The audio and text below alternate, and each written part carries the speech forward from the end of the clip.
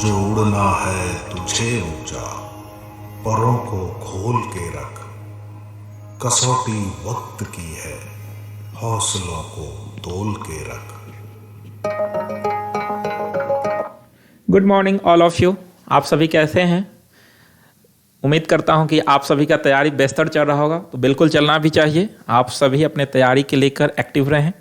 और आज हम लोग देखेंगे भारत के नंबर 1 करेंट अफेयर सीरीज में, बुलेट सीरीज में 1 और 2 फरवरी के महत्वपूर्ण करेंट अफेयर्स, इसके अलावा आर्थिक सर्वेक्षण, बजट, ये सारे पॉइंट को हम लोग आज के क्लास में कवर करेंगे। तो आप सभी कुछ समय तक बने रहें, एनर्जेटिक रहें। आप सभी जो है वो सुबह में 6 बजे जुड़ें, लाइव जुड़ें, ताकि जो है वो आपका पूरा करंट क्लियर हो सके। तो आप सभी डेली सुबह में 6 बजे, शाम में 7 बजे स्पेशल ज्योग्राफी सीरीज, शाम में 7 बजे और सुबह में डेली करंट अफेयर सीरीज, तो आप सभी फॉलो करें। अगर नए हैं तो प्लीज़ क्लास को सब्सक्राइब करें और लाइक शेयर करते रहें। सभी लोग जुड़ें, सभी लोग क्लास को शेयर करें। जितने भी लोग हैं सभी लोग क्लास को शेयर करें और सभी लोग जुड़ें, सभी लोग अपने तैयारी को बेहतर करें। आपके तैयारी के लिए काफ़ी महत्वपूर्ण क्वेश्चन यहाँ पे लाया जाता है ताकि आप बेहतर कर सकें। सभी लोग रेडी हैं? सभी लोग आज के करंट के लिए रेडी हैं? तो रिप्लाई करें, सभी लोग कमेंट करें, लाइव चैट में सभी लोग कमेंट करें। और आइए आज के जो महत्वपूर्ण करंट अफेयर्स है उसे देखते हैं। तो आज का 1 नंबर प्रश्न है। आज का 1 नंबर प्रश्न है कि हाल ही में राष्ट्रीय बाल विज्ञान कांग्रेस की शुरुआत कहाँ हुई है? हाल ही में राष्ट्रीय बाल विज्ञान कांग्रेस की शुरुआत कहाँ हुई है? तो ध्यान रखेंगे ये 30वीं राष्ट्रीय बाल विज्ञान कांग्रेस है, जिसका आयोजन कहाँ पे हो रहा है? 1 नंबर ऑप्शन है अहमदाबाद, बी है वाराणसी, सी पुणे और डी मुंबई। तो राष्ट्रीय बाल विज्ञान कांग्रेस की शुरुआत कहाँ हुई है? तो ध्यान रखेंगे इसका आंसर हो जाएगा आपका 1 नंबर अहमदाबाद। यानी कि हाल ही में राष्ट्रीय बाल विज्ञान कांग्रेस की शुरुआत अहमदाबाद में हुई है। ध्यान रखेंगे तो अहमदाबाद में 30वीं राष्ट्रीय बाल विज्ञान कांग्रेस का आयोजन हुआ। तो ये काफी महत्वपूर्ण क्वेश्चन है, ध्यान रखना है। अगला क्वेश्चन है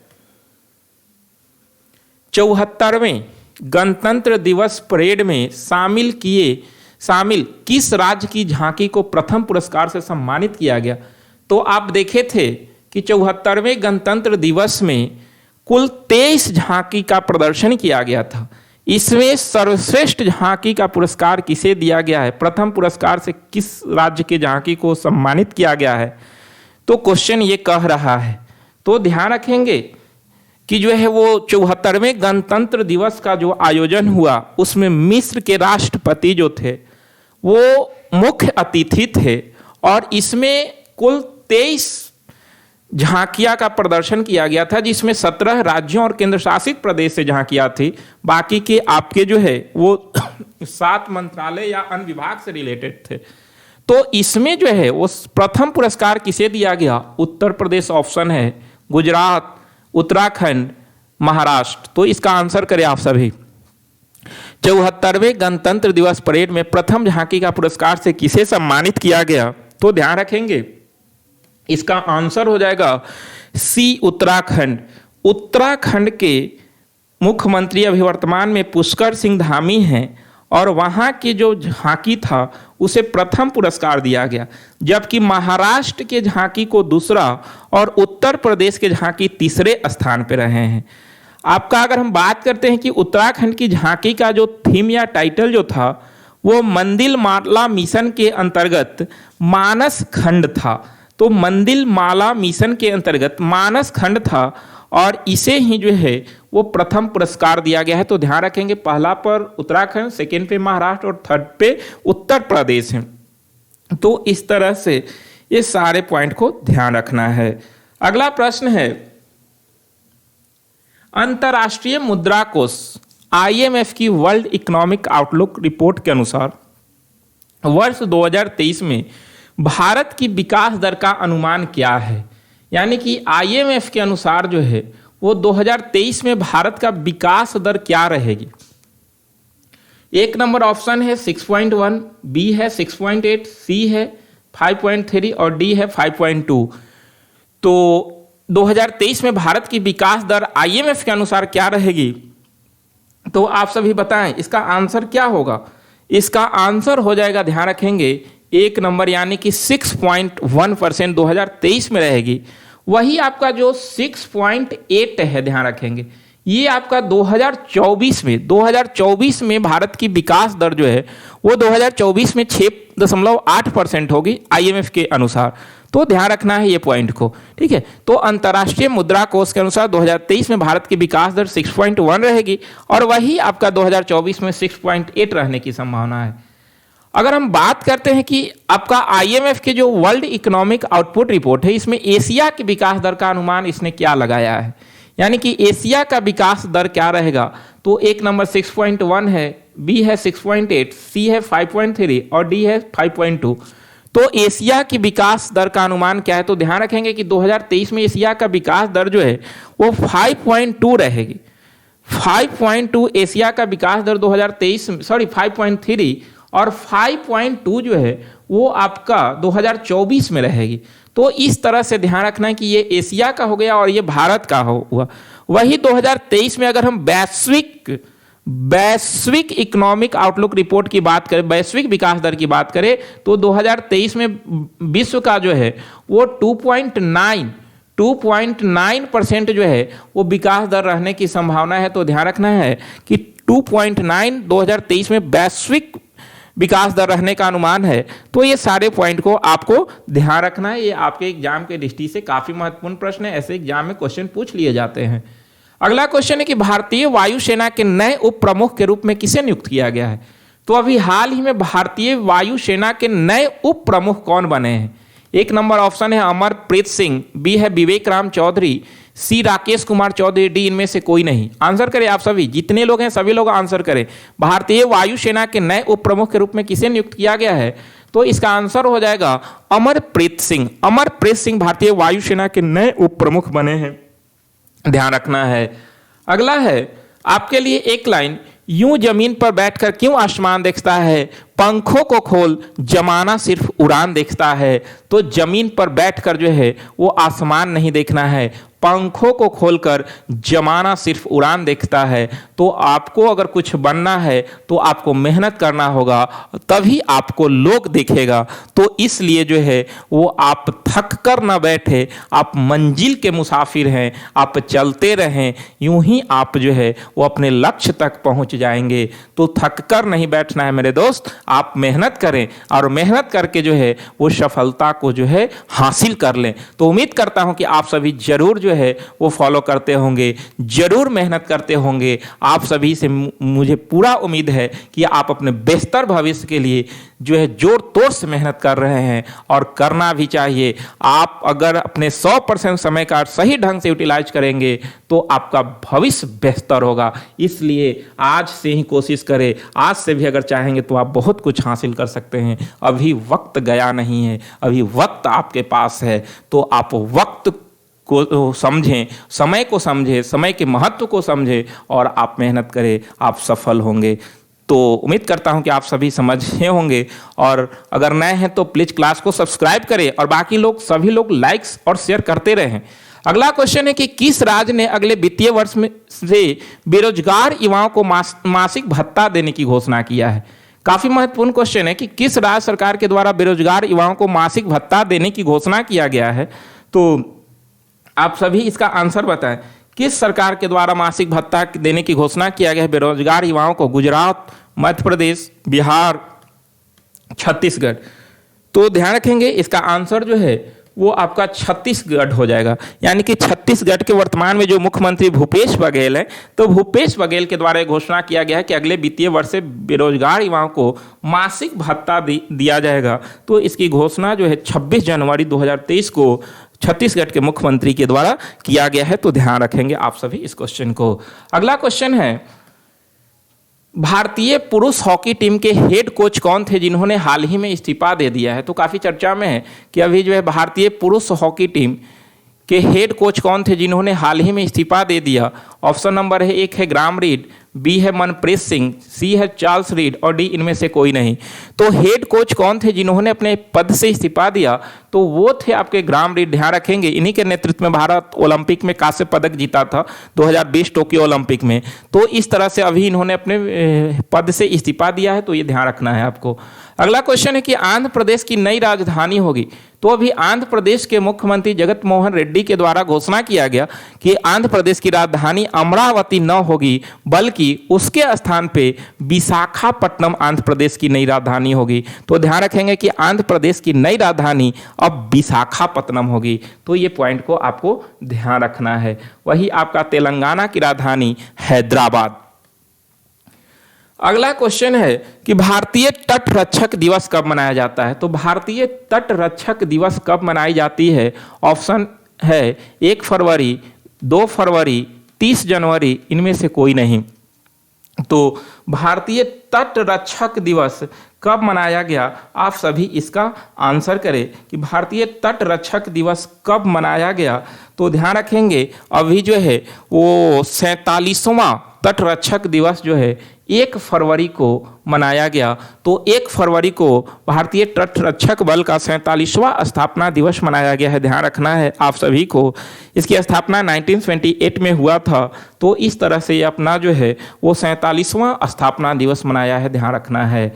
अगला क्वेश्चन है कि किसे हाल ही में ब्रिटेन में इंडिया यूके अचीवर्स ऑनर्स द्वारा लाइफ टाइम अचीवमेंट अवार्ड से सम्मानित किया गया? तो अभी हाल ही में ब्रिटेन इंडिया, ध्यान रखेंगे कि Britain India UK achievers honours द्वारा लाइफ टाइम अचीवमेंट अवार्ड से किसे सम्मानित किया गया है? ऑप्शन नंबर 1 है आपका रघुराम राजन। ऑप्शन नंबर 1 है रघुराम राजन, बी है निर्मला सीतारमन, सी है मनमोहन सिंह और डी इनमें से कोई नहीं। तो यूके अचीवर्स ऑनर्स द्वारा लाइफ टाइम अचीवमेंट अवार्ड से अभी हाल ही में मनमोहन सिंह को मनमोहन सिंह को सम्मानित किया गया है। ध्यान रखेंगे, मनमोहन सिंह को यह सम्मान दिया गया है। तो 2004 से 14 तक वो भारत के प्रधानमंत्री भी रह चुके थे जो है वो। इसके अलावा जो है वो भारत के वित्त मंत्री भी रह चुके हैं मनमोहन सिंह। तो काफी महत्वपूर्ण क्वेश्चन है, ध्यान रखना है आपको। अगला क्वेश्चन है, नेक्स्ट क्वेश्चन है कि देश के पूर्व कानून मंत्री एवं वरिष्ठ अधिवक्ता शांति भूषण का निधन हो गया। ये किसके समय में मंत्री थे? तो अभी हाल ही में जो है वो वरिष्ठ अधिवक्ता यानी कि वकील थे शांति भूषण, इनका निधन हो गया। ये देश के पूर्व कानून मंत्री भी रह चुके थे। तो ये जो हैं वो किस प्रधानमंत्री के कार्यकाल में मंत्री रहे थे? तो ध्यान, ऑप्शन है आपका अटल बिहारी वाजपेयी, बी है मोरारजी भाई देसाई, सी है मनमोहन सिंह और डी है नरेंद्र मोदी। तो शांति भूषण जो है वो मोरारजी भाई देसाई के नेतृत्व में कानून मंत्री रह चुके थे। वे 1927 से 1929 तक देश के कानून मंत्री रहे थे और इनका अभी हाल ही में निधन हो गया। तो ध्यान रखेंगे, ये राज्यसभा के सदस्य रहे थे उस समय और इन्हें मोरारजी भाई देसाई के समय में कानून मंत्री बनाया गया था। तो ये आज के कुछ महत्वपूर्ण क्वेश्चन थे। और आइए हम कुछ जो है बजट से रिलेटेड क्वेश्चन देखते हैं। जैसे इकोनॉमिक का आईना है इकोनॉमिक सर्वे। तो अभी जो है आर्थिक सर्वेक्षण किया गया और आर्थिक सर्वेक्षण में जो है वो आपका देखा गया, इकोनॉमिक सर्वे हुआ तो उसमें कुछ महत्वपूर्ण बिंदु हैं। बजट में एक दिन पहले पेश होता है इकोनॉमिक सर्वे, यानी कि बजट 1 फरवरी को पेश होती है, उससे एक दिन पहले यानी कि 31 जनवरी को आर्थिक सर्वेक्षण इकोनॉमिक सर्वे पेश हुआ। इसमें बीते साल का लेखा जोखा होता है। ध्यान रखेंगे, आने वाले साल के लिए सुझाव रखते हैं आपका आर्थिक सर्वेक्षण में। 1964 तक इसे बजट के साथ पेश किया जाता था, लेकिन फिर इसे अलग कर दिया गया है। तो इसे ध्यान रखेंगे कि यानी कि बजट से एक दिन पहले आर्थिक सर्वेक्षण पेश किया जाता है। अब जो नेक्स्ट पॉइंट है, इसका कुछ महत्वपूर्ण बिंदु हैं जो ध्यान रखेंगे आप सभी कि आर्थिक सर्वेक्षण में फाइनेंस मिनिस्टर निर्मला सीतारमन ने इकोनॉमिक सर्वे पेश किया। यानी कि देश के अभी जो फाइनेंस मिनिस्टर है निर्मला सीतारमन, इन्होंने 31 जनवरी को आपका इकोनॉमिक सर्वे पेश किया। यह मोदी सरकार की इस कार्यकाल की आखिरी बजट भी है। ध्यान रखेंगे, पूर्ण बजट आखिरी है क्योंकि जो है 2024 में चुनाव होगा, तो पूर्ण बजट 2023-24 आखिरी है। पहला आर्थिक सर्वेक्षण 1950 टू 1951 के लिए पेश की गई थी। तो पहला 1950 से 51 के लिए पेश किया गया था।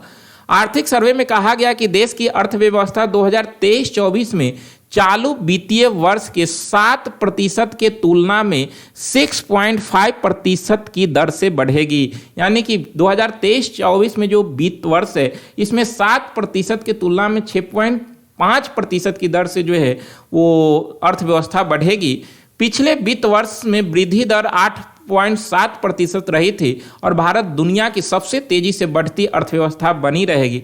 अभी जो है भारत जो है 5वीं सबसे बड़ा अर्थव्यवस्था वाला देश भी है। पीपी परचेजिंग पावर पैरिटी के मामले में भारत दुनिया की तीसरी बड़ी इकोनॉमी है, ध्यान रखना है।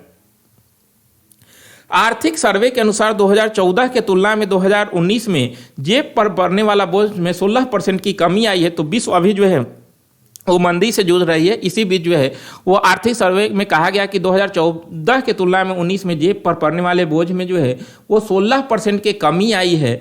सर्वे के अनुसार 2024 में जहां स्वास्थ्य क्षेत्र में जीडीपी महज 1.2% खर्च होता था, वही 2023-24 में 2.2% पहुंच गया है। यानी कि स्वास्थ्य क्षेत्र में जो है वो बढ़ा है, आपका बजट बढ़ाया गया। 2014 में 1.2 था, वही 2023-24 में 2.2% तक पहुंच गया है, ये ध्यान रखना है। राष्ट्रीय स्वास्थ्य नीति में सरकार ने 2025 तक जीडीपी का 2.5% में स्वास्थ्य के क्षेत्र में खर्च करने का लक्ष्य रखा है। यानी कि 2025 तक कुल जीडीपी का 2.5% जो है स्वास्थ्य क्षेत्र में खर्च करने का भारत सरकार के द्वारा लक्ष्य रखा गया है। तो ये पॉइंट को ध्यान रखेंगे। इसके अलावा जो है आर्थिक सर्वेक्षण 2023-24 में ये भी कहा गया है कि एमएसएमई सेक्टर जो है इसमें कर्ज में जबरदस्त उछाल जनवरी नवंबर 22 के बीच जो है वो 30.5% से ज़्यादा कर दिया गया। तो आपका एमएसएमई सेक्टर जो है काफ़ी उछाल लगाया है। कृषि सेक्टर में ग्रोथ का अनुमान 3.9%, वही औद्योगिक क्षेत्र में 11.8% तेजी का अनुमान है। तो इस तरह से ये भी आपका कृषि और औद्योगिक सेक्टर में कहा गया। सर्वेक्षण में कच्चे तेल की महंगाई पर चिंता भी व्यक्त किया गया है कि जो है पेट्रोलियम या कच्चे तेल भी जो है वो काफ़ी महंगे हुए हैं, इसके लेकर चिंता व्यक्त किया गया। देश को 2024-25 तक $5,000 बिलियन की अर्थव्यवस्था बनने के लिए बुनियादी ढांचे पर $1,400 बिलियन खर्च करने की जरूरत है। तो इस तरह से ये पॉइंट पे फोकस किया गया। रिजर्व बैंक ऑफ इंडिया के खजाने में $635 बिलियन का रिजर्व, जो कि 13 महीने के आयात और भारत सरकार के विदेशी कर्ज से कहीं ज़्यादा है। तो अभी आरबीआई के खजाने में $635 बिलियन का रिजर्व है, जो कि 13 महीने की आयात और भारत सरकार के विदेशी कर्ज से कहीं ज़्यादा है। आर्थिक सर्वे में शेयर बाजार में बढ़ते निवेश पर संतोष जताया गया। इसके अलावा बैंकिंग सेक्टर को लेकर कहा गया कि बैंकिंग सेक्टर में लिक्विडिटी का अभाव नहीं है। तो इस तरह से ये सारे पॉइंट को जो है वो बताया गया। तो ये आर्थिक सर्वेक्षण से रिलेटेड कुछ महत्वपूर्ण बिंदु थे। इसके अलावा बजट 2023 से है, जिसको मैं आज इस क्लास में लेकर नहीं आया क्योंकि जो है ये क्लास काफ़ी लंबा हो जाएगा। इसलिए इससे रिलेटेड जो महत्वपूर्ण बिंदु है इसके लिए मैं जो है या तो कल के क्लास में ऐड कर दूंगा, नहीं तो एक अलग से आपके लिए जो है बजट 2023-24 को ला कर रख देंगे, ताकि आपका जो है पूरा बजट क्लियर हो जाए। तो आप सभी को जो है टेंशन नहीं लेना है, आपके लिए मैं बजट का एक स्पेशल वीडियो ला दूंगा। तो आप सभी आर्थिक सर्वेक्षण देख लेंगे और बजट का क्लास नेक्स्ट में रहेगा। इसके अलावा आप सभी को जो था कि ये सवाल हमारा जवाब आपका में एक क्वेश्चन था कि सीपीसीबी के अनुसार वर्ष 2022 में भारत की सबसे प्रदूषित शहर कौन थी। तो आप सभी का आंसर लगभग सही था, इसका आंसर दिल्ली हो जाएगा।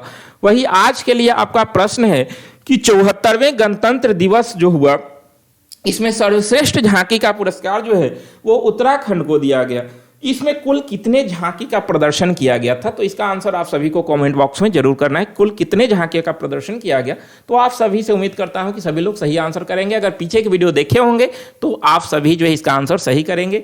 तो बिल्कुल आप सभी को जब भी फुर्सत मिले सभी लोग पीछे के वीडियो देखें और डेली सुबह में 6 बजे, शाम में 7 बजे आप सभी जुड़ें, आपका तैयारी बेहतर होगा, ये मेरा कहना है। तो आप जो है ईमानदारी के साथ, विश्वास के साथ जुड़े रहें इस चैनल पे और आपका तैयारी बेहतर होगा, ये मैं गारंटी देता हूं। तो आज यहीं तक, मिलेंगे नेक्स्ट वीडियो में।